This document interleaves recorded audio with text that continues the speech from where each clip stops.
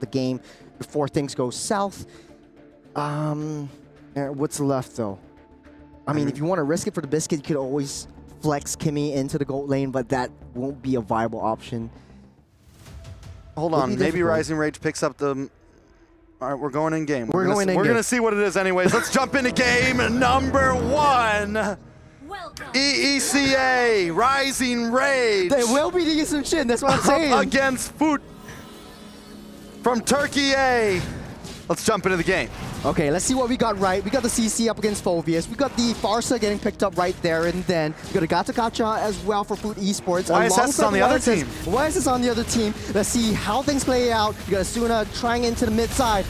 A little bit of damage already. Nora Asuna with the 1v1, 2v2. But Every continues to outpush the damage. Rising Rage up against Foot.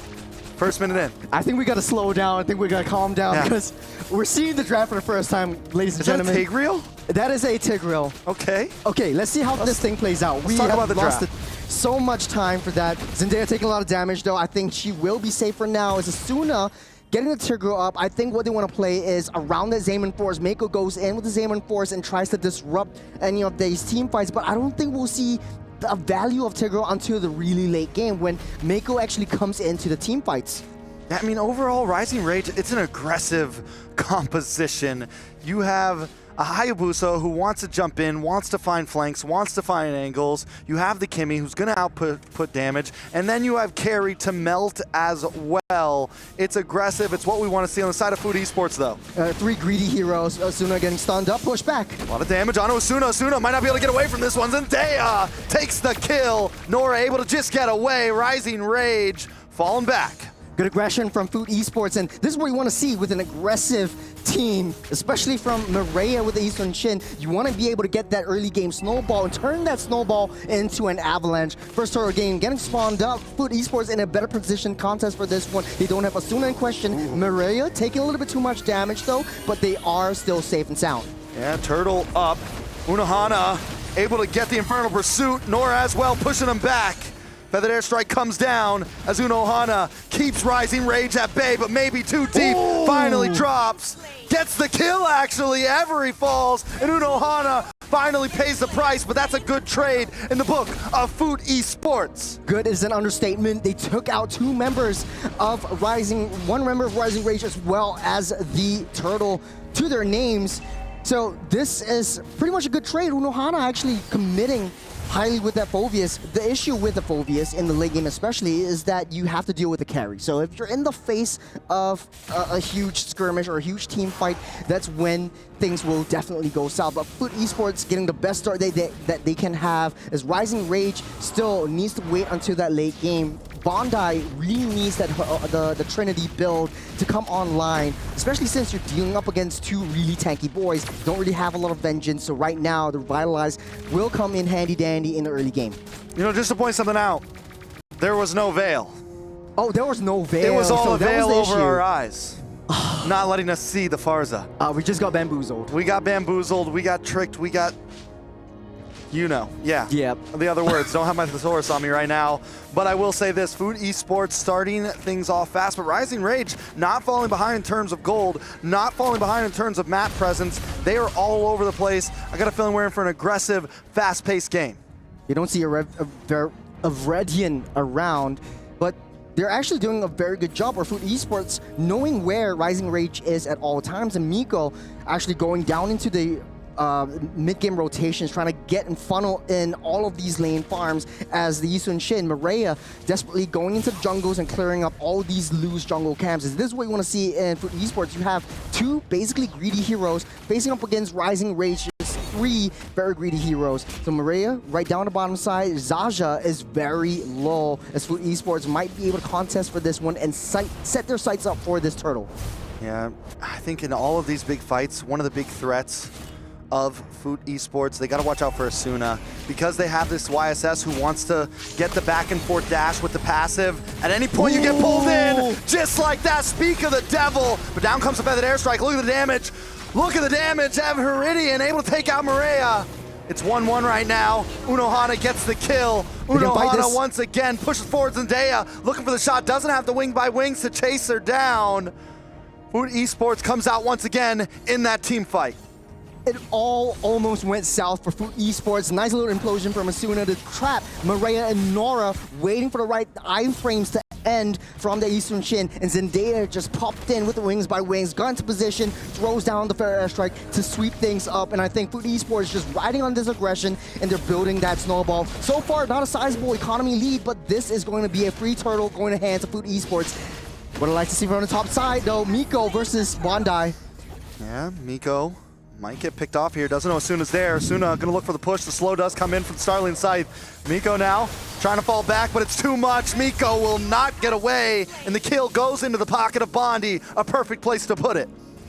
It's too high committal, very sacrificial play from Miko. Just one person soloing down up on that top side. They know that they don't have vision down the turtle, so that was a huge mistake that Miko is making. We haven't seen the Harith actually popping up so far, but we always talked about it when we talked about it yesterday as well, that Harith has been nerfed down to the core. No one's picking that up, but hold on a second. Asuna getting pushed back.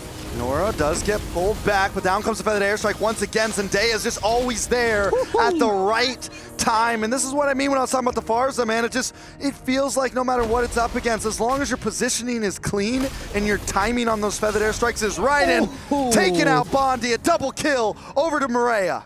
Just finding kills after kills. The stars were aligned for Maria, and with the killing spree, you have a second lease of life. Every single time you kill a member, you have so much HP regeneration and a little bit of a movement speed to get a little bit more rotations down. And speaking of rotations, and I like what you say, Trex, the Zendaya's Farsa is everywhere on that map. On the top side, Mako's in trouble. You got Zendaya just flying through the jungles and being right there. And then in the 5-minute mark, we typically see the trio coming into position. Food Esports taking down that T1 up top side, and they're going into that Trinity. Yeah, it's looking good for the side of Food Esports. The gold is starting to push more and more into the favor. A tower's down. Look at the damage. It does come down. Feathered airstrike drops once again. Nora still okay. Zamon's force, but Asuna does get caught. Zasha able to take him out. Zasha able to take another. As Unohana's in the backside, finding Bonnie, but Maria was late to the party. Does find a piece, does find a kill, evens it out 2 for 2. 2 for 2 kill. Turtle going to hands of Food Esports. They don't really have a lot of damage from Rising Rage to contest for this one, but Redian, I don't think she wants to go in with the shadows to steal anything. You don't want to have that kind of commitment right there. But at the end of the day, I feel like Rising Rage is much better off in a defensive position. Asuna using the implosion to catch 2 members, especially Zendaya and Miko, to try to convert those kills into kills for themselves. There's no objective takes coming in for Rising Rage. Look at all the turrets still fairly healthy. Oh, Unohana once again dropping dunks. Out comes the shadow kill, but Unohana still gets the kill. Next, Zamon's force does drop, but it's not enough. Asuna falls. Miko just causing mayhem right now. Food Esports showing up in the land of Dawn. They're on ice skates from the mid side down to the bottom. They're everywhere, and they're sprinting down. Taking a little itemizations, it does look like Bondi one more item to get that Trinity, to get that power spike, to get that damage in. But already, Miko, that's why the Harith has been so popular. You don't really need so much items. Only the stardom side, only the Feather of Heaven, and then you come online. So right now, for esports, they can use Miko into any one of these nice little skirmishes and positions. But on the top side, off of the map, Maria takes down Bondi. Maria the playa. Right now, I mean, just all over the map, making this YSS look so good. Asuna does land the implosion under the tower. Still not enough damage. Unohana will finally drop as Everidian, able to get the kill. Nora will fall as well. Everidian with the double. And while this is happening, Maria does try to take that purple, does secure it, gets away cleanly, but at the price of 2 members, just not worth it. Yeah, Asuna and Every has so much wombo combo potential. Implosion into the traction pulse or vice versa. Whatever works. And Rising Rage, they're taking it slowly, taking it one at a time. Being in a very defensive position, they understand that Food Esports is very high committal. You want to be able to be in your face, especially Miko, especially Unohana, and they basically just turn that around into kills. But right now, First Lord's getting spawned up, Rising Rage in position, gold lead, pretty much 2K negligible at this point. It's just an item and a half. Food Esports, the play is coming imminent. Suna with another pushback implosion on a 2 once again, but the Fetid airstrike keeps Rising Rage at bay. Bondi taken out. Maria, the player, finding plays in the backside, but taken out by Everidian. Everidian with the shadow kill as Zasha pushes Food Esports back and splits them up. It's a 2 for 2 once again. Rising Rage is hanging on. The 3 members on both sides. Food Esports doesn't have the jungler as Food Esports desperately tries to delay Rising Rage from getting that Lord. Both teams want to fight S5 as Zasha busy down the bottom T1. The whole Trinity already built up for Bondi. You have a little bit more damage from that carry alone and able to shred everything down. Forget about the early game. Right now, the mid into the late game, it's all about Rising Rage showing their presence in. All right, Lord gonna go down. Nora comes in a little bit late. Feathered airstrike, a little misplaced. Everidian does drop. Unohana able to get the shutdown. Bondi though, making plays happen as well. Maria able to get the kill. It's 2 for 1 right now. Lord still marching down as Food Esports find 3 in the midst of the chaos. To be honest, Asuna made a heck of a play. That was a 4-man implosion. But at the end of the day, Avery couldn't even get close. Everidian was already down. Bondi couldn't get close enough. She was able, she was down before she could dish that much damage. Zasha unable to follow up against the Tigro as well. Take a little replay. Look at where Asuna is, just prancing in. Nora starting things off as well. She's just walking into the fray, trying to stop that Predator airstrike, but it was a too soon, too late. It was 3-man implosion, and Bondi just slow hitting from that back. If you're at a carry, you want to play in a defensive position, but there was no tanks, there was no bodies blocking you from hitting those shots. And so much of this has to do with Unohana just keeping the rest of Rising Rage at bay. Asuna can make all the plays she wants, but if Everidian's not there, if Bondi's not there, it just doesn't matter. Food Esports seems to continuously at least win out on some of these team fights, but still look at the map. It's blue. Rising Rage still controlling a lot of this game. You still have a barren bottom side. Unohana dragged in by the traction pause into the AOG to disrupt everything. Ooh, Unohana may not be able to get away from this one. Asuna actually picks up the kill. Miko finds Every. Zendaya here to back him up. Asuna drops. Zasha just trying to get away. 2 members drop, but Food Esports needed the 1v1 ninja fight. Maria up against Everidian, and Everidian wins once again. Man, it's a 2 for 2. I don't think the Yusun Shin is able to take the Hayabusa on a 1v1 for now, but Food Esports is just a brawl fight at this match. Every single kill they take is 17-12. I think this is the highest that we've seen all of today. But at the end of the day, 50 seconds till Lord spawns up. That's a major objective that Food Esports and Rising Rage needs to contest for. And I think at this point, both teams, Economy, even Stevens, they're able to fight and dance around this Lord. Right now, does look like Bondi is actually coming into position, does have the damage to take everyone down, just needs to be protected. So, like I said, Trex, in a defensive position, if Bondi is unable to get touched by Unohana, I think they have a better shot.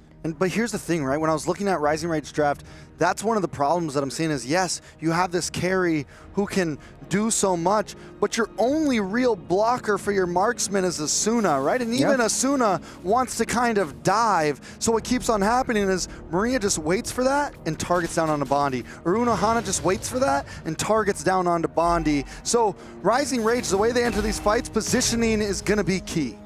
I think how they could play it is Every just staying back, holding back around Bondi, but you also want to be in a close enough position to land your traction pulse. You're starting things off with the Lord Dance, and I think Food Esports has a huge value into this Farsa. Well, hold on a second, Everidian taking a little bit too much damage right there. Look at Zendaya, look at Zendaya. Oh, Miko finds one. Food Esports now with no retribution on the field for Rising Rage should be able to do this, should be able to take this. Miko finds another on the backside. Bondi taken out, a triple for Miko, looking for the 4th. Immortality does pop. Asuna gonna come back up. The Maniac. All you gotta do is find one more, but they're gonna hold back and go for the Lord. Everything went south when Everidian took a little bit too much damage, shadow dashed into the mix, and Miko just immediately pulverized this Hayabusa. They can just cycle it though. They have the manpower. 5 men versus 1. It's 4 seconds till Everidian comes online. They're able to take this turret down, and also Lord marching down the bottom side. They might be able to finish it before that at this point. Minions coming down the mid. They do decide to back off. There's a tier 2 on the top that they got to clear. Miko's there, getting the Lord's work done right now. Foot Esports, did we expect the game to be like this? We're at 33 kills total, a bloodbath. Miko almost got taken out by a Viridian, so good find right there. But able to get a little bit of a reset before the Lord actually crashes down. Foot Esports desperately needs this Lord to break down that T3 bottom side. So opening up all that jungle, it just puts Rising Rage in a very defensive position. But still, silver lining though, Asuna has a high ground potential in that implosion. Ooh. Zendaya? There's just so much damage on the side of Foot Esports.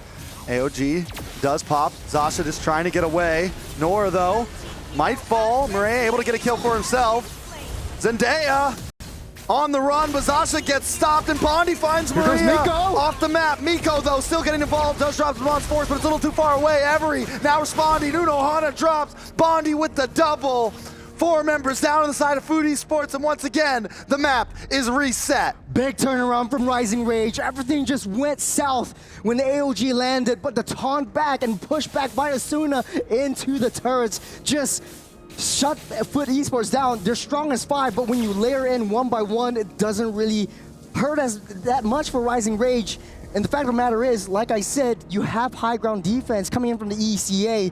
So if you get a little bit too close, if you're a little bit too high committal, Asuna will take you down. Let's take a look at a replay to see how things went down. Get AOG down on the Winter Crown. Asuna just pushed Nora back. And when you don't have that tank, you don't really have a lot of shields to deal that much damage. Maria goes down.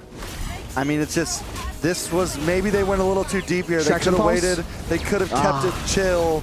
But overall, I mean, it's those small mistakes, and that's what we're seeing so much from both sides here. These big team fights happen, and one of them just goes a little too far. A huge hefty brawl, but at the end of the day, Zendaya is still 3-0-10. This woman is still unstoppable, and Rising Rage has to find an entrance over to the Farsa, shut her down. And once Farsa's out of the picture, it might be more of a better advantage in the objective fights, but it's easier said than done. The onus goes down to a Viridian. If he's able to find a flank, if he's able to maintain the side lane pressure, this is how you're able to take Zendaya down, but you're just so protected by 3 beefy boys. Oh my god, what is that damage from Every. Uno Hana is not going to be able to just burst in anymore. Zendaya does drop the feathered airstrike, but they're going to have to give up this mid-tier 3. Rising Rage, once again making the map blue. Lord is up, and this is Lord number 3. Starting things off, Maria trying to find an entrance in. The Lord gets a reset. Every goes down, Maria able to get the kill. Miko does drop Demon's force. Zasha is unfazed by it. Asuna does get the pin. Everiddian able to take out Maria. Now there's no retribution from side of Foot Esports. Double kill for Everiddian. But members are dropping on both sides. Everiddian just trying to hang out, and Uno Hana takes him out. And now it's a red streak on for both sides. Foot Esports stand tall on top of this Lord. All it takes is one here. Zendaya gets the final hit. The Lord goes to Foot. It's one after another. Rising Rage just queuing in. Into the Lord pit they go. But the timing isn't right. The Lord already spawned up, marching down the mid side. Zendaya has so much damage potential, and Rising Rage are struggling to take her down. That was a good find by Maria onto Every to start things off, though. Okay, Lord coming down. They don't have enough, like you said, to push down with this. So Rising Rage should be able to shred this. And the map just gets reset once again. We're closing in on this 20-minute mark.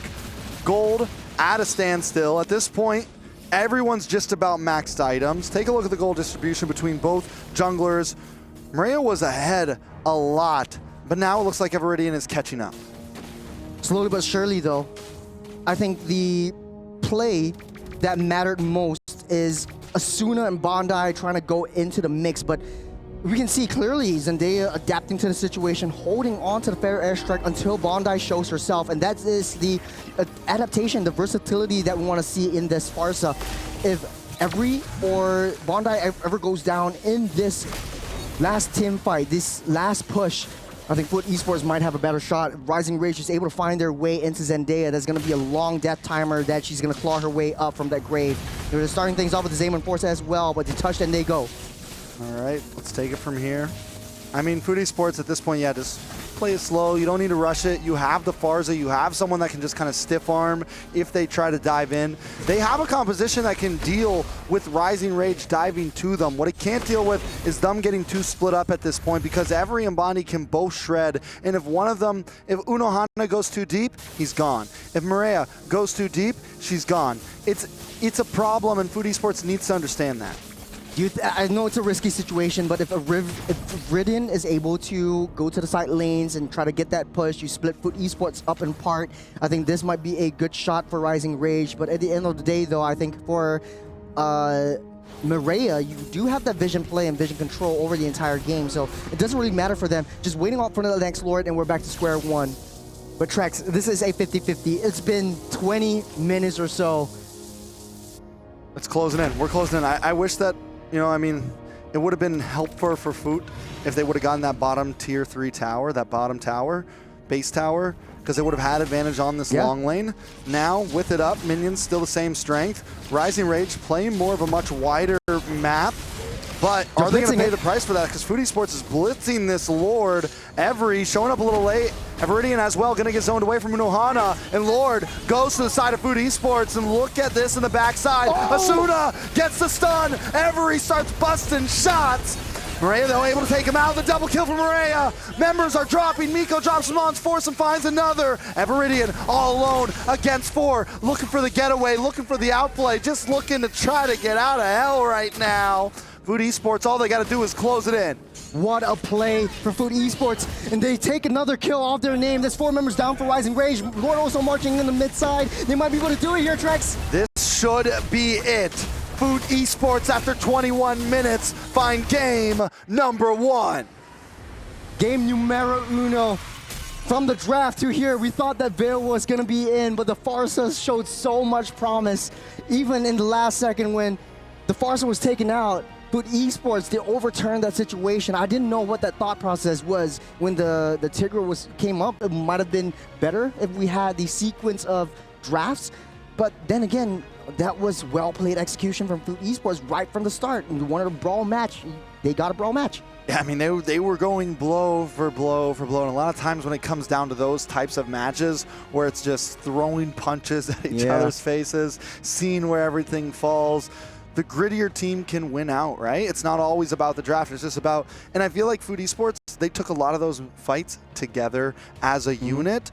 And I think that's where we saw the other team just kind of, Rising Rage, just fall a little short. Sometimes one of them was a little late. Sometimes Asuna went in a little too far alone. Sometimes, you know, Faja would jump to the back while the rest of the team wasn't following up. And if you're going to go for that type of play style where it's, we're just going to throw hands today, everyone needs to be throwing hands.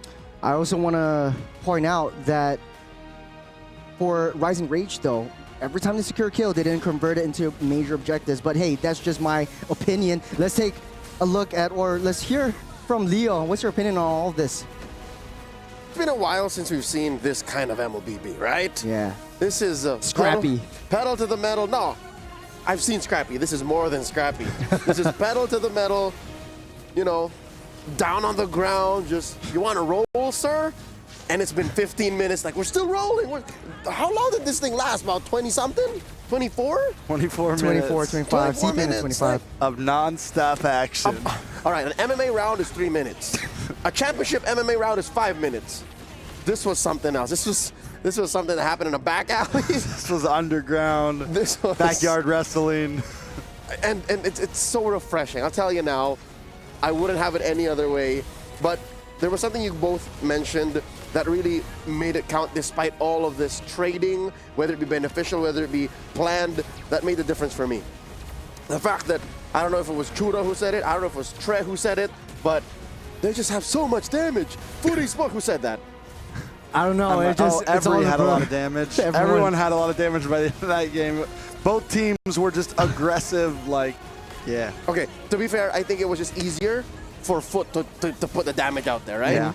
And the fact that Every was not protecting herself as well as Zendaya was. Yeah, Zendaya, y'all. Zendaya was just, woo.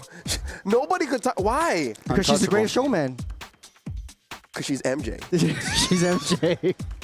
Yeah, no. So that's what made the difference to me. It's like if everyone is scrappy except for one, the team who has the least scrappy person, the team that has the one member who knows how to conserve herself, will come out on top. And that's what happened here.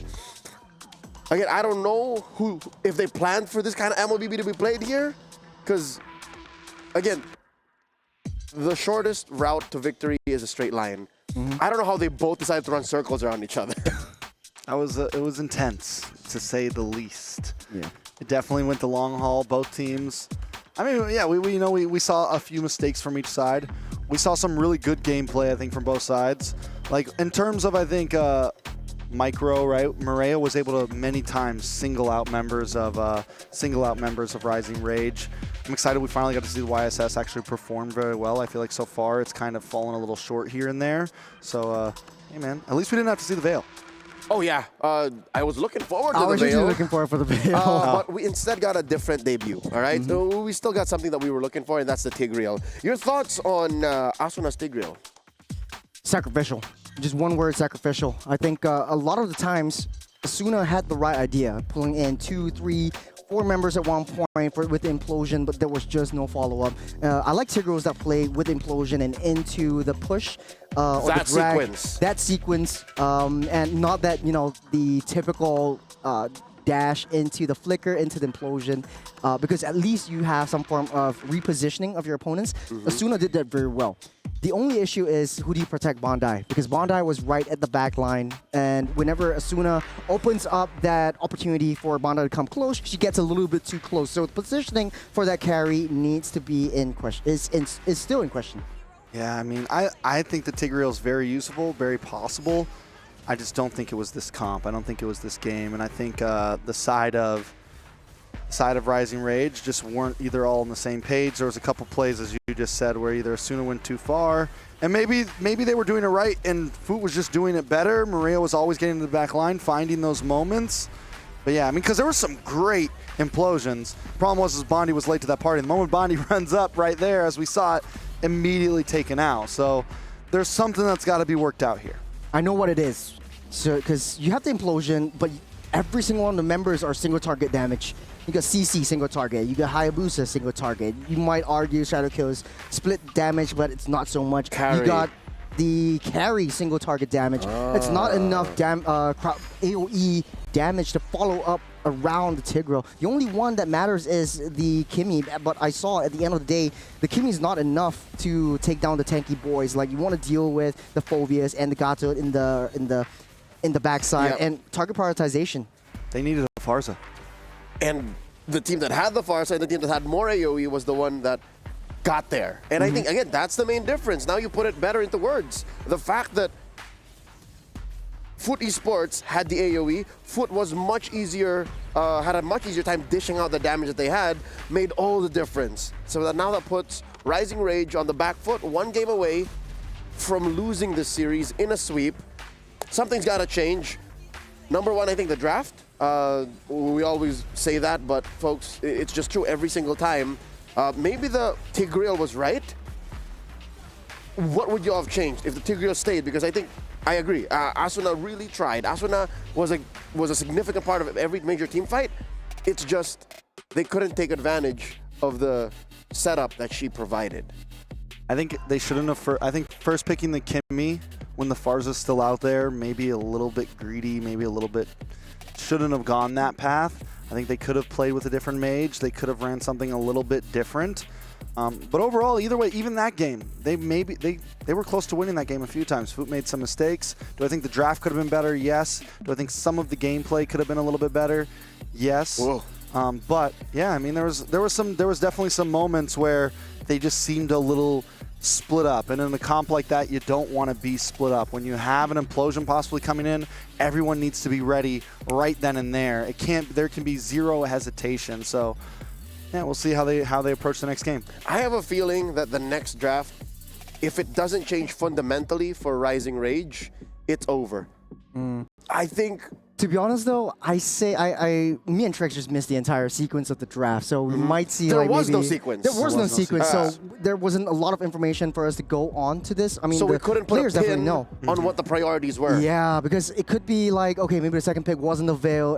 It could have been the Farsa. It could have been the Eastern Shin. So it denied their triple marksman, I don't know, plan. So we don't or know if idea. that's the So we don't case. know if that's the case. So we can only hypothesize, and we hypothesize quite a bit and within that region. And the Farsa getting picked up for Foot Esports was actually the nail in the coffin for if it was picked up in the first phase. Yep. Because then the Kimi doesn't have a lot of like zonal potential, and you want to throw Tigro into that mix. Very high committal hero. You want to throw yourself, throw your body in order to get a nice implosion, and there was just no follow-up. But yeah, to sum it all up, there's not a lot of information without the sequence. Yeah, in any case, the denial might have been the decision. The fact that they did not get the Kimi in case they were going for triple marksman benefited them in the end. So with that said, I would also have liked to hypothesize, right? Because that alone makes half the game. That alone might have been what changed the outcome here, because I'll agree with y'all, gentlemen. I think Rising Rage had about the same win rate or chance to win as Foot prior to this, but we can only speculate as to how the draft went. So with the draft set aside, should there also be a change in priorities? Were they not rotating correctly, or at least putting enough pressure on Zendaya or maybe even Mieko? Because, folks, this is uncanny. I'm uncomfortable with this. The Harith winning. You're not supposed to win with the Harith in this current metagame, but if you do, then that means something went very wrong for your opponents, or you did something extremely well, very extraordinarily with that Harith. Did they not put enough pressure on that white little baby boy? I mean, we saw Maria White-haired. going up to the gold lane a few times and Little baby getting boy. some ganks early on. We saw the way that Foot rotated early game and looking for those off lanes, which immediately gave Miko a slight advantage and was able to scale a bit. Yeah, the Harith hasn't been doing great. Miko made that Harith look great, though. And Miko wasn't super aggressive on it either. Was more of willing to wait, let you come to Miko, and then Miko drops his Zaman's Force and just, you know, dash around. It wasn't like the typical dive Harith that you see sometimes, where like you drop the Zaman's Force, jump in the middle of all of them, and boom, boom, boom. Miko was much more passive with it, and it worked out. And she's the single Purify holder out of all of Foot. So Like she wants that implosion to come. Put it here so we can play after it. So maybe there was enough pressure, and I think it was just a matter of timing then. Because again, this was a 24-minute game.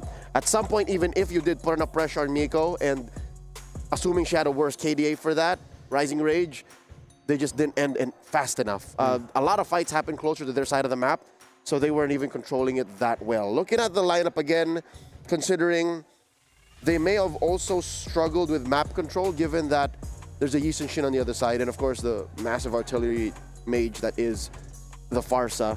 Could that be a game changer? What if some way, somehow, if Yi Shin ends up on one side, like for Foot, should they prioritize Zetian? Is it a check for every to have a Zetian? From what I remember from the draft, Zetian Zetian was banned out in the first There One it of is. the few Okay, and that's so why that when part we saw, that part we saw. All right. Zetian got banned out, and then ECA picked up the Kimi first pick, That's and I right. was immediately like, I'm not crazy about Kimi up front when there's still a Farza on the field. I feel like the range is a big deal. I feel like Farza, like in my opinion, I think she's probably, I put her as my #1 mage right now in my Farza? #1 mid lane. I think she's prio over some of the others, but I mean, again, that's all debatable. But definitely range, and we've continued to see that range be a problem. To be honest, though, in my opinion, there is a certain way to deal with the assassins in the jungle. Yeah. We've seen that in the first game, Virtus Pro up against sorry, not Virtus Pro, GG up against Navi MY. Correct. Very aggressive, go head on, go mano a mano into the jungle, try to disrupt all these team fights and leave you farmless. The fact of the matter is, Rising Rage was unable to do that, or they didn't have that courage or that confidence to be able to execute that as well. Bear in mind, they have the CC. And when you have the CC, or even a Khalid, or the Hilda, is more notorious for sitting in your jungle and getting their aggression going and trying to stop the snowball from happening, especially from the assassin. Yeah, maybe it was more of a lack of pressure on Mireia. I agree. The few times that we actually saw Mireia in threat of dying was when Iridian tried to kill her. Yeah, but that's not the best way to use a Hayabusa. You want to send the Hayabusa over to kill Zendaya. You want to kill Mieko. But alas, here we see this shinobi chasing this Korean legend. He's not a ninja, by the way. Like, as cool as that is, like, it's not even anime. It's like, what is the... Like manhwa? That's manhwa is like... So what is Korean anime still called anime? Regardless. Manhwa? No, that's manga? what he said. It's not really manga. No, that's Japanese. That's Japanese, but... Whatever it is. I mean, a manga fight is an anime fight. Same thing. True, it's just slower. And you need to read. But regardless, I think the pressure was lacking on Mieko. Or rather, no, on Mireia. So if they put more pressure on Mireia, maybe even in the draft, we see this change. Maybe the tides turn for Rising Rage, and maybe we finally, somehow make it to Game 3, but that still comes down to how the draft is attacked. I mean, with the way the last game went, I think it's very possible we could see a Game 3. Yeah. I think at this point, regardless of what the draft is like. It's very possible. It's exciting. It's crazy. They're throwing punches. I think Game 2 could even be even more of a slugfest. Elbows, knees, shins, knives. Whoa! You know, they threw out the ticker in the previous game. Right now, I'm excited to see what else they have up their sleeves. What if? Again, we did mention this earlier. A possibility just to really change the tempo and give Foot Esports a quick gut check to see if they're ready to respond. What if Asuna picks up a support, an Enchantress support, like a healer, Because, again, it's clear that the Turkish ladies and the ECA reps here, they love to fight. So what if you pick a hero that's like just says, all right, keep fighting, we're going to keep going. I know you just want to tease the Rafaela. Just someone pick up the Rafaela right now. Rafaela, we haven't seen the Rafaela in action.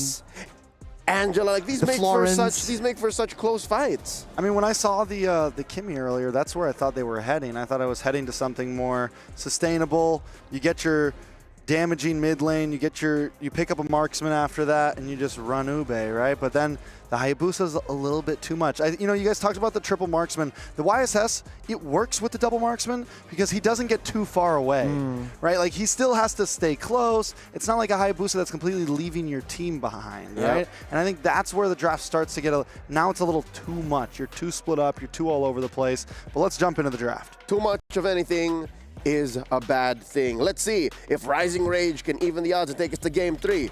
It's Trex and Churros running you through match point with Foot on the play. Going into match numero duo, is that a right word? Dos. Starting things off, Foot Esports banning out the Freya 1-1 Phovius. We've actually gone a long way through. It's already second phase of the draft. They actually banned out the Suyo as well. On the other side, Rising Rage taking out the Hayabusa to Tian, Jusin, and Baxia. What's on the board right now? The Uranus, Kimmy, Granger, as well as the CC, Farsa, and the Gato for Rising Rage. Yisun Shin still on the table. Foot Esports really teasing the Yisun Shin coming into the question as well. And I think for this gameplay, nothing really changed too much. Actually, they're swapping their mid lanes. So at the end of the day, I think for both of these mid laners, pretty head-to-head matchup in the lane-to-lanes. But the rotations definitely will come through for Rising Rage. But hey, what do you think? All right, while Trex is gathering himself, I'd like to say, come on, fool, why you gotta ban my Suyo? We've been alluding to said hero for a while, and I think they read into it. And having seen Rising Rage play, isn't Suyo the perfect hero for this very scrappy team? It's just like, all right, I'm in, I'm out. I can sustain a bit with the Sever hold. Come on, you're breaking my heart, you're breaking my heart. Rising Rage, they got red 4 here. They still do not have a jungler and a gold laner. Irithel is still left open, yeah? I want to see Irithel, I want to see Moskov, I want to see cross-map plays, but Irithel will be going into their hands. Pretty good at this prediction thing. Maybe I should be a caster. Oh, please. Okay, Foot. Again, here's another change. The Fredrin will come out. Mireia showing us more layers, depth to her hero pool. She picks up the Fredrin, and I'm so thankful that it wasn't the Uranus in the jungle. And then they cap it off with a Kalia. How is it that Kalia is now being seen in the second phase like this. This is injustice for this little mermaid girl. I think it's very consequential because you want to go in, try to pick off someone, and I think it makes it easier for the Kalea to disrupt the Farsa, but I think Food Esports just trying to suss out that they want to go for a wild card or a sort of a random pick. Okay, that random pick is not as random because it definitely is going to be the jungler, and here we are, the second time we're seeing Exborg Jungle. Exborg Jungle for the day, currently winless. Trex, what do you think? I mean, against the Fredrin, it's definitely possible. There's something there overall. It's not as bad as it looked earlier that we saw it. I think it's something that maybe could work here. They do have burst damage, a lot of burst damage behind it. Not only burst damage, you have true damage to break down the shields from the Uranus as well as the Fredrin. You're always in the front lines trying to soak up as much as you can. Definitely will be a difficult... Food Esports will find it difficult to find their way into Erythel's face to try to disrupt her, get her out of position, but also now they have to deal with the Farsa on the opponent's team. Now the tables have turned. This is looking much more balanced for side of Rising Rage, but then again, Food Esports trying things out. We've seen good plays with Uranus, and it's going to be Uranus EXP lane, and we're jumping in. Yeah, I mean, last time we saw the Exborg Jungle was earlier, and it was up against the Estus, and it just wasn't, enough at all. We are going to jump into a pause real fast, so we get to talk about this a bit more. I think this time it could be a bit more feasible. In the past, during the Fredrin meta, essentially, we saw traces of Exborg here and there because of that true damage, right? Because of the ability. You add that up with the CC as well, War Axe, things like that. It can definitely become a problem. They have the damage behind it, but taking a look over at Food, it's a great draft as well in my eyes. You have some power picks, right? You have the Kalea, you have the Uranus that we were just talking about so much earlier. That is a nuisance overall. And then you have things to back it up like the Granger. What I actually do like about Food Esports draft is the Kimmy and Granger composition. Coming in and you're basically just hitting into one direction. It's easy for you to get a barrage into that. It's easy to penetrate into the front lines and try to break through that damage, and also a little bit more of a non-committal stun from the Traction Pulse. So that's what I like to see about the adjustments that Food Esports wants to make in order to have a more dominant game. On the other hand, Rising Rage has more zone of control. Only with that Farsa alone, and you pair that up with the CC, the backline is not going to have a good time. But in order for Food Esports to play their cards right, what I think should happen is that the Kimmy and the Granger would need to be sort of like pseudo frontline, if you know what I mean. I mean, this is definitely the type of draft I want to see with a Kimmy. With the Kimmy mid, you have this Fredrin in front of her. You have some possibilities. The Farsa is definitely scary, mainly just for the range, and the only long-range hero on the side of Food is the Granger, and that's really just the Destinata, and even with the last nerf on him, that range has been shortened, so it's a little hard to try to close that distance. But I think what they need to do, they got to use that Kalea, right? If the Kalea, and not be kind of straightforward as it, but also be able to pull some sneaky plays off, be able to pull some ambushes off, be able to catch that Farsa off guard, because if you don't, then it's going to continuously be a problem, because their composition wants to kind of huddle together a bit. Their composition wants to just engage you, and that is one of the hardest things to do against a Farsa. I like that you pointed out the Kalea. You have a lot of different options to approach in. You could go for a bush ambush kind of situation, or you could go sort of like a flicker jump onto a person and then get a tsunami slam in a unfavorable position, getting a reposition into a skirmish. But also, typically pick up the Kalea just to counteract how the Gacha Gacha wants to play. When you have a tsunami slam, Gacha Gacha comes in, tries to disrupt using the AOG. I don't really see the value of Kalea if you have a Tsunami Slam and it gets disrupted by the Gato. Yeah, it could definitely be a problem. I mean, there's a lot of answers, I feel like, on both sides, right? I think we're in for a much more possibly methodical game this time than last time. It might not be as much of a bloodbath. I mean, it could still happen. They could both still go and just start swinging hands, but I feel like both teams can take this at a different approach. But who do you have your vote onto this round? I like Turkey's draft right here. I think it's just clean overall. Yeah, the Farsa, again, like I said, for me, it's one of my strongest mid laners. it can really just make a difference for some reason. The damage is just crazy. The early game rotations with the wings by wings are crazy. And even though she's a sitting duck with the ultimate, you have the wings by wings to get away, which makes her not as much of a sitting duck as a lot of, you know, stable ult mid laners. So it's tough. It's a tough call on both sides, but here I still like Food. I mean, I still like Food. Honestly though, Rising Rage, I like that their composition is much easier to execute, but then looking at game number 1, it's an all-out brawl. We might expect an all-out brawl again. Now that Farsar is in their possession, it might be much easier for them to take the objectives and get the Lords into their hands and try to push it through. But then, that being said, they still need to have that confidence to play the cross-map plays or the side lane plays. That was what was missing in the first game. We always see Rising Rage going for kills, going for trades, but it's not exactly a trade. You leave the side lanes wide open. Typically, you pick up a Hayabusa, you want to be able to push in the side waves, try to get at least a T1 or T2. They attempted to do that, but Maria was always there. Now, the turns have tabled because Maria is on a stocky boy. He's a little bit slower on movement speed, a little bit slower on rotations. How do you think it's going to pan out?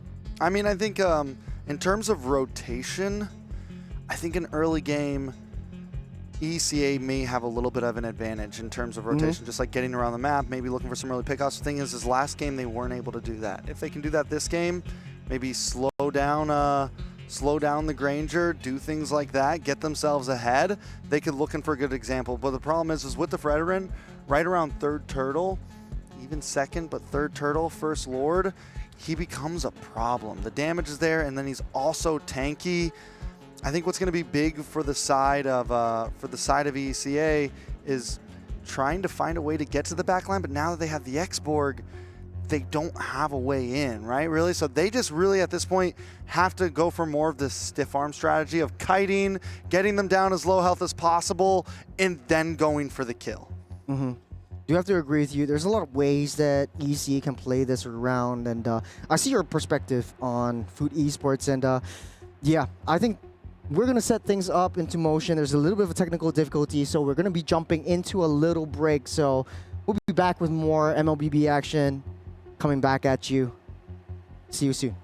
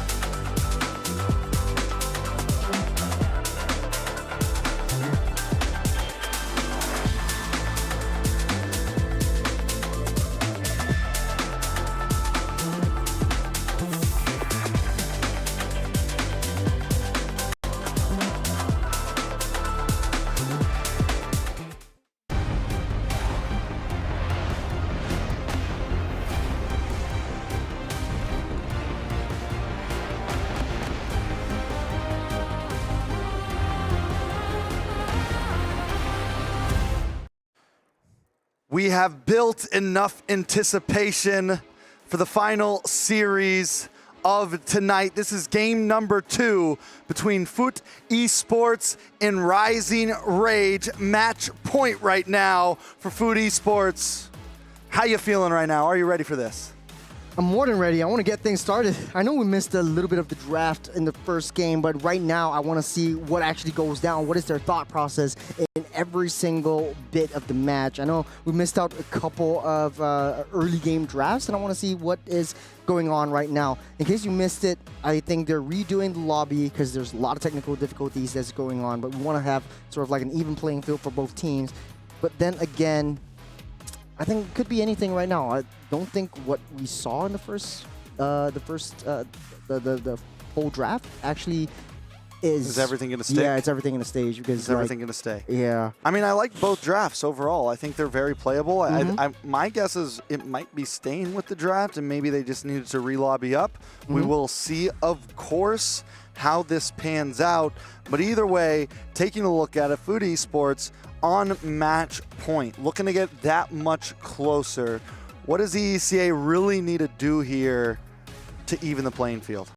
Definitely look for conversions, getting the objectives. And when I say objectives, it's not the main turtles or the lords that really count for them. It's more of the turrets. You want to get the turrets taken down, open up the maps, open up the jungles. Don't let Maria walk in all fine and dandy into your jungles and just having a free shot for that. And she's just picking up everything that she can. So you would say it's more on the terms of gameplay than draft, right? It's gonna what happens in the game here, and I can kind of agree with that. I think last game, even when they were behind, we saw Everidian getting some solo kills on Maria. We saw them able to win out on some of those fights. It wasn't exactly anyone's draft's fault completely. We know the possibilities are there for ECA here. They just need to kind of pull through. Speaking of which, players are locked in, ready to go. Sorting a few things up. It looks like they're still in the draft. They're trying to redraft everything, and hopefully we get that draft getting pulled up once again. But hopefully, like you said, Trex, everything will stay the same. We would see, if I'm not wrong, correct me if I'm mistaken, you got the Fredrin and the X-Borg in the jungle for both sides. It's a trade for trade. Kimmy right now in the hands of Foot Esports, and Farsa going in the hands of Rising Rage at this point.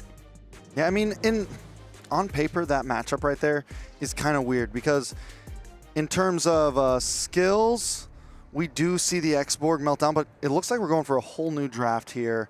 So we are going to be picking things up. Freya banned once again from the side of Foot Esports. Definitely something they don't want to see, and they're going to first pick that Uranus right away.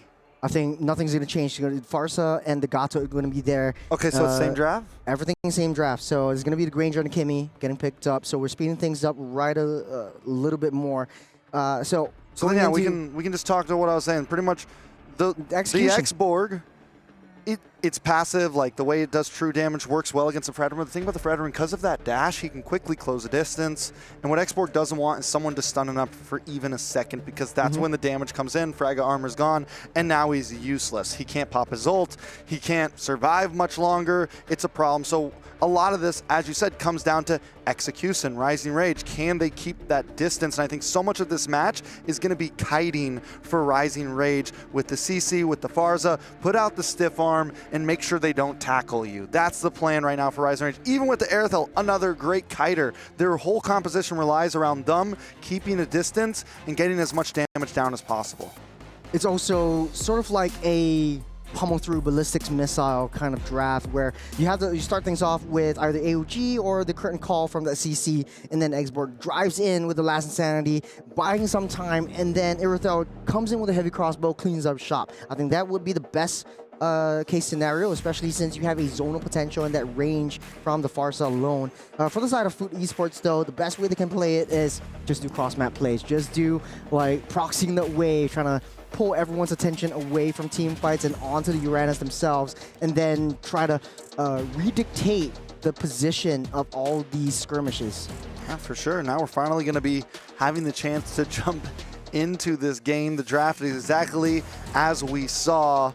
Like I said, the anticipation is rising. I'm ready to see it go. Last time we had a really fun match. But let's jump into the land of Dawn. Foot Esports sit at match point. Can Rising Rage even the playing field?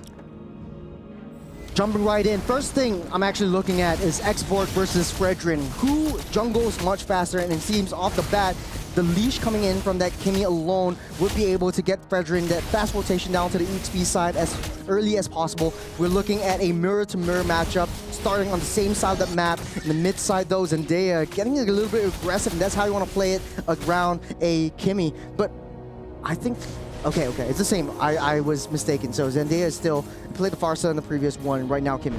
Yeah, and I mean, taking a look at the emblems for Everidian, pretty much full damage, no defense capabilities there, nothing to kind of maybe give yourself a little more health. They're going pretty all in. I'm excited to see exactly what he builds here. Most likely, obviously, going to pick a little bit of defense. Bondi, though, and Miko going for the 1v1 already in the top side. Miko doesn't have that level 4 just yet, but still, the aggression is already there. Speaking of aggression, you see Nora giving intel duty, the reconnaissance duty over for Food Esports. They know where Everidian is. They know how they want to play this, and Maria just walking fine and dandy into the jungles, though. All right, Nora looking for the Tsunami Slam. Doesn't have level 4 just yet, so can't pull it off. I'm forgetting that we're not even at level 4 yet, and they're already trading blows. I'm like ready to call the ultimate in, and it's just not possible because we're 1 minute and 40 seconds in. To be honest though, wasting all these crucial resources, the flicker's gone just for the lizard on that bottom side. Hey man, I need that lizard. I need that lizard. You Floridians and your reptiles. Yeah, that's how it is, man. Every minion counts. Listen, everything on the map is a neutral objective between these two teams. Hey, you can keep your lizard suit because right now I want that turtle stew. And Foot Esports starting things up with that turtle. Doesn't look like Rising Rage wants to contest for this one. Everidian's showing up, does have level 4. Watch for the last Insanity coming to the last minute. Every in the backside. Maria still able to get it. The knockup happens. Asuna now in a little bit of trouble. Everidian as well. Unahana. Down comes the Appraisal Wrath. And 2 members are deleted. Zasha might just be next. Yes, a triple kill for a Fredrin. We're 2.5 minutes in. That's what I'm saying. That's what I'm talking about. Nora buying Food Esports sometime, and that one lizard caused Every to not be level 4 for that turtle fight, and Food Esports, they're drinking turtle stew for dinner. They threw in a couple members of Rising Rage in the stew as well, stirred it around, took a bite. All right, gold lead, looking at almost 2,000. Unahana all alone right now, should be able to get away from this. One feathered airstrike does finally connect, but Unahana's still safe, and this is why Uranus might just be at the top of the pecking order. I'm not surprised. This is what to expect when you're playing a Uranus. Very annoying, always proxying that wave, and Rising Rage needs to pull members in towards Uranus, and it doesn't seem like you can take that down. Your Unohana already up to full health. Yeah, I mean, it's a problem. You know, Sadafa said that he hates Estes. I think Uranus needs to be on that list, because that right there is a hero that nobody can deal with. And I mean, yeah, we're just back to the eternal struggle here in the EXP lane. Turtle is going to be up in about 37 seconds. The damage from Uranus is also starting to show that adjustment that they had in the previous patch was actually starting to hurt. 30 seconds until the turtle spawns up once again, taking a little itemizations. It does look like Mieko has that Hunter Strike ready. The damage will come through. 1 level ahead of Bondi as well. And it seems like Rising Rage, even though they're 1 kill behind, hold on a second right here. Oh, Suna does get stunned up, immobilized. Tsunami Slam does happen. Feathered Airstrike dropping down. Everridian just trying to get away, but there's no getting away from Maria today. Unahana now also just rage baiting him at this point. Come on in, please. Give us a try. We were so stunned up and shocked by the damage that the Feathered Airstrike can deal in the previous game, but right now, it deals nothing at all. They're just walking in. Hit me, I'm right here. There's a huge red mark and they don't care. And Unohana from the bottom side of the map, they're in every single one of the team fights. This is the momentum that Foot Esports wants to build, and it kind of seems like, man, the early game is sealed. Okay, so where do they go from here? Everridian, and this is what I meant, right? Everridian wants to be able to kite, but when you're a jungler, you also kind of want to get a bit close at times. And it's just, he's having trouble, man. She's having trouble. Xborg is not performing right now. 0-2-1. And I think if they lose this one, I think at that point we know maybe the Xborg jungle just isn't it. A nice AOG in the backside though. Look at the top. Miko does go down. Asuna able to get the kill. That's huge for Rising Rage. Maria does pop in Appraisal's Wrath just to try to escape, but Rising Rage is chasing him down. Unohana, Nora getting caught out, stunned up, shot out to infinity and beyond. It's 2 members down for the side of Foot Esports. And right now, Unohana trying desperately to save that T1 down the mid side. They eventually can, as Everridian, they take what they can to get out of the way. From a 4K gold deficit right now, pretty much even Stevens, 1K gold lead for Foot Esports, and they're ramping up their aggression themselves as Rising Rage. Their rage definitely rising for now. I think the play that Everridian can do in this point is really hold back. I think play towards that late game, try to get the immortality. Skypiercer already built up for Mako as well, so looking for a lot more kills down on this last turtle fight. I gotta say, Zasha has been doing a great job as well on the CC, has been being a pain as well to the side of Foot Esports, doing the same thing that you would do on Uranus, just getting in the enemy's face, harassing, being an annoyance. 4 seconds till the turtle spawns up. Does look like they want to find someone first. Nice Tsunami Slam. Feathered Airstrike does come down though. Every just trying to help defend. Maria has to run away. Everridian low. Everridian gone. Zendaya gets the kill. Back in the mid side, a lot of damage on Nora. Nora used the flicker just to dash back. In comes Zendaya to help out Every, repositioning with the wings by wings, looking for the stun onto Unohana. Unohana might just be too late, but wait, that's a Uranus. Nothing to worry about. No struggles here. He's still 1v3, She's still going. This is what you want to expect. This is what you want to play around as a Uranus. And Unohana hit it right on the head. Proxying that waves, free turtle again over to Foot Esports, but they're ramping up the aggression. Nora goes in deep. Nora goes in deep, does not use the Tsunami Slam, finally does. Maria's there to try to help out Nora, just trying to get away as Bondi looks for some free shots. In comes Unohana once again, in between them all. Asuna drops, Miko with the kill as Zasha's in the backside looking for Nora. Zasha able to get it, but Miko's there, ready to save the day. Drop the final hit, get the double, wipe them out. It's 2 for 2. Rising Rage still trying to hang on. It's long extended, but it's so well worth it. Nora started things off. They took down the T1 down the mid side. Jungle is pretty much open for Foot Esports. Now, Mireia is able to play however she wants. It's 4-0-2 on this Fredrin, and Rising Rage has to deal with 2 really tanky boys all over the map. There's something to point out, right? There's something important to talk about here. My favorite mid lane hero right now, the Farza 1-0-3, it's Deathless. And that is going to get scary and scarier as this game goes on for Rising Rage. That could be the saving grace. I mean, last time it went on, man. And I think it could go that way again. The way both these teams are starting to get back into that slugfest mode, it's possible. Unohana dragging all of Rising Rage onto herself, proxying the wave, drawing all the attention into the side waves, and this is what I said would happen in that draft. You want to play around for Uranus? Sure. Go around and proxy that wave. Rising Rage wants to stick together, but you need to send a loose member down to deal with that Uranus. Now it's wide and open. Foot Esports converting all of these little pull waves into objectives, especially those turret takes. Look at Unohana in the boss side too. Just, you know, man. Songs playing in the background, birds chirping in the air. I'm going to take another tower, hang out in your jungle. Rising Rage trying to make some plays up top. Maria able to get the stun on Zasha and Bondi. Zendaya as well, just looking for the camp. The Lizard is important, remember that. Look at how Nora is actually zoning everyone out of the way.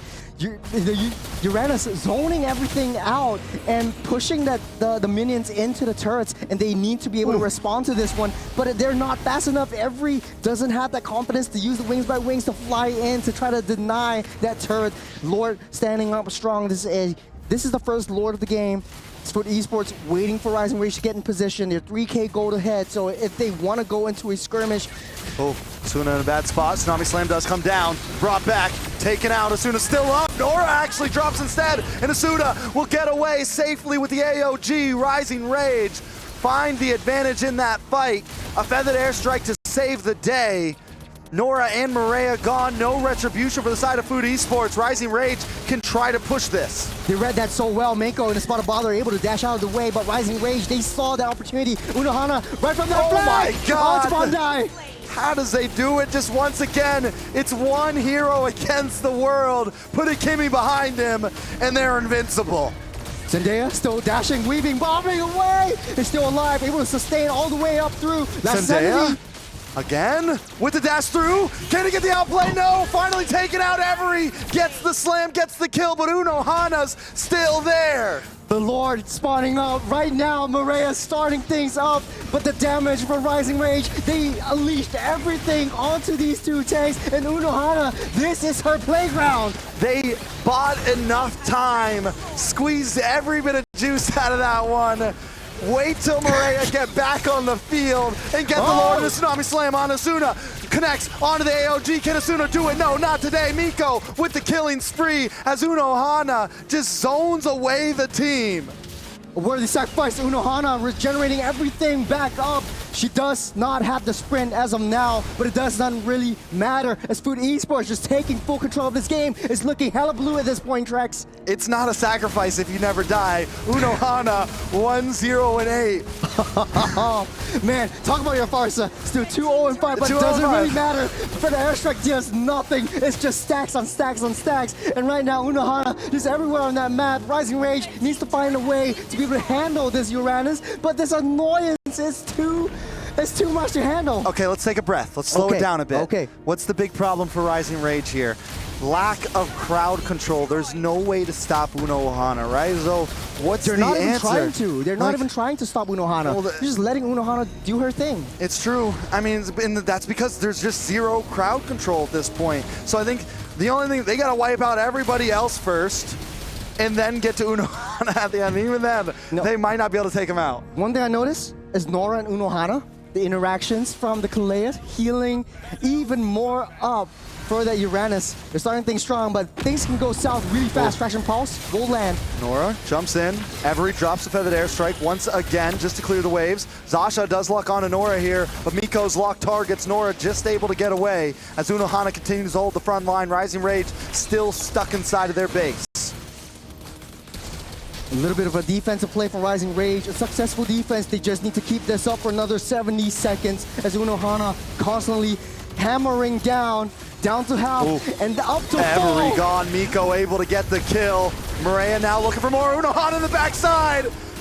Just destroying them one skill at a time, taking shots of the tower to the face. He finally falls. It's a shutdown for Everidian, who we all saw the tower do the dirty work.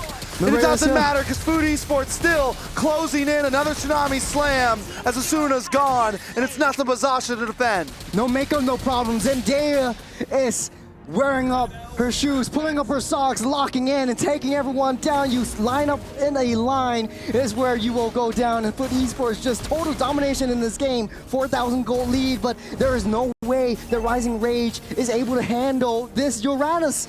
Taking a little atomizations, doesn't really matter as much, but you have the Radiant Armor coming in from Everidian. But even with the Radiant Armor, you're not able to sponge up enough damage from the Kimmy herself.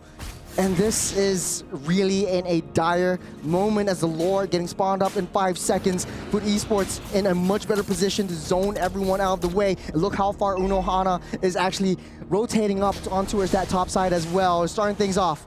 I mean, that's Unohana's objective at this time. And last time we saw some lacks from both teams of overall map control. And this time it seems like both teams, we look at Zasha, we look at Unohana, they're both hanging out in the long lane right now. They're both kind of making sure that it doesn't get too pushed, but now Zasha's gonna come back, and that means Rising Rage, if that's the game they're gonna play, they need to make their move now while Unohana is away, and down comes a feathered airstrike. Look at the damage, Tsunami Slam though, it's 1-for-1 still. Zasha gone, Maria gone, but it's a retribution for the side of Food Esports. Does Rising Rage want to try to go for the Lord here? No, Nora gets the knock up as Miko's in the backside, but Miko gets deleted. Bondi finds the kill, but Unohana is still here to save the day. She's just how does he do it? Full How does she of do power, it? coming in strong, soaking every single one of those hits up. And I think they played it as best as they could.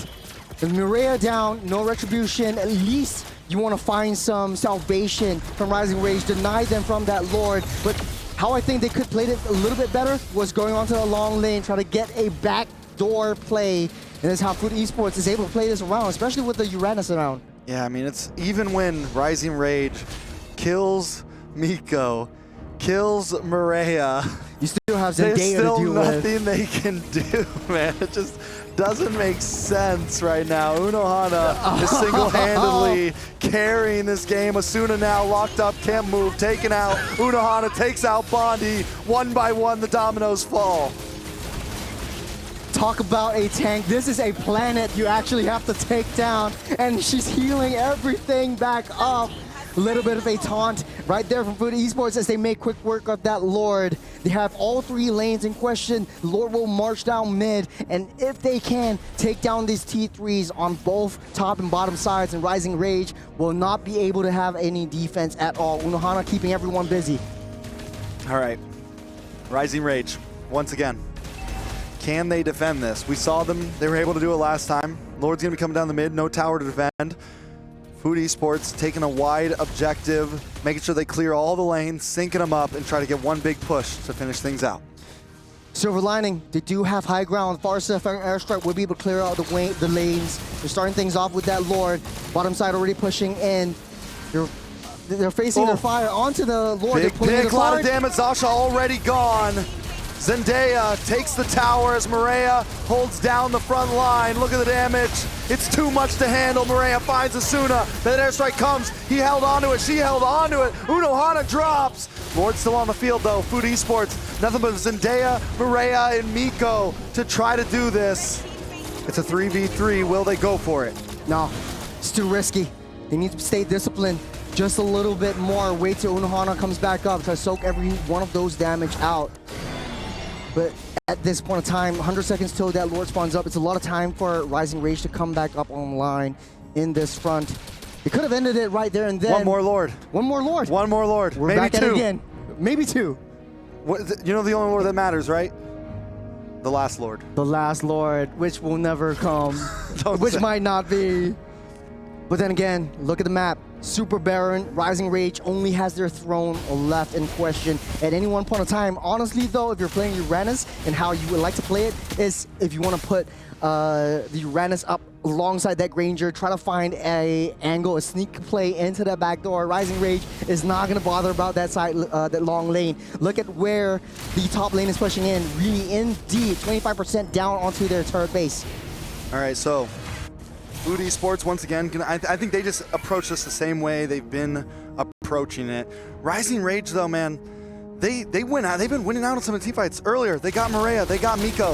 I think at that point, they just need to commit, man. Even though Unohana is harassing in the backside, it's like, we got to get this Lord. Yep. We have to get this Lord. We took out your retribution. That's what you wanted. You got to just go all in. And if it ends up with just 2 of your members and Unohana, at least you got the Lord. I would say give up this Lord, try to play defense, because this is where Food Esports falls apart. Very high committal draft. At the very least, you throw in Nora into the mix, you throw in Maria into the mix, you get a traction pulse onto Asuna. Ooh. AOG forced to try to get away. Maria does lock on. To Every in trouble, locked up, taken out. This could be the end for Rising Rage. After a long game, we're 18.5 minutes in. Food Esports still unable to close the distance completely, and this is what I meant by the kiting from Rising Rage. It's so hard to get a complete wipe on them. Yeah, they come in too fast. It's like a ballistic missile once again, homing in onto that Farsa, and once you take out that Farsa, you don't really have that high ground. And like I said, it's a little bit difficult for Rising Rage to contest for this Lord within their jungles. You have to deal with a lot of flanks that's coming in, especially from Unohana. Sometimes it comes in from Nora alone, and the sustain from all of these tanky boys, tanky beefy boys, are not enough. It's Rising Rage back on that defense. All right, this Lord may just be it finally. Maria does take a lot of damage. Everidian, he's running away. Miko able to get the kill. Another one drops. 2 down for the side of Rising Rage. Food Esports looking to try to finally close the game. But airstrike comes down. Down goes Unohana. Every still continues to defend. Rising Rage hanging on, swinging from the chandelier right now. Minions on the base. Maria tries to close the distance, tries to drop the Apprentice's Wrath, but it's locked up and taken out. Everidian gets the kill, and Rising Rage continues to rise from the ashes as the Lord closes in. They're too low. They might not be able to do this, though. Lord down the throne. Oh, Miko, along with Nora, clean things up. They sweep them down, and Food Esports takes the series. What a game.